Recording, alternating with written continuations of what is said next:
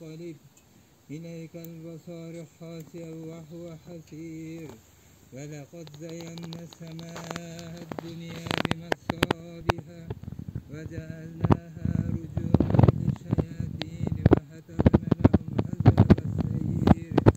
Ошол Токтогул суу сактагычында суунун көлөмү азайып кеткендиктен бул жерде барыңыздар билгендей 33.000 гектар жерди ошол суу сактагычта суу баскан.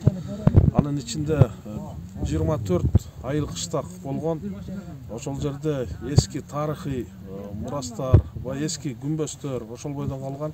Негизинен баягы эл көчүп чыгып атканда ошол жерде тууган урук ата тегинин сөөгүн казып чыгып кетишкен.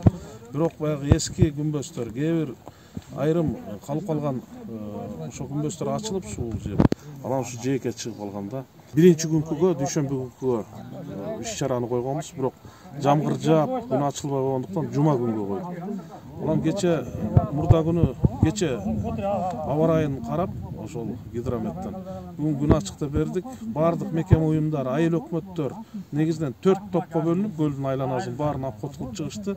Бул бир бөлүгү мына Чычкан суусунан куйгандан Тоскоолдун суусун куйганына чейинки бөлүктү бир бөлүк. Башка Тоскоол суусунан нарынын көпүрөсүнө чейин Торкент айыл өкмөтү дагы мекеме уюмдардан усилтеттик күчтү. Нарындын Үштерек тарабын Өзгөрүш, Ничке Сай, Үштерек айыл өкмөттөр Көкбел ашуусуна чейин.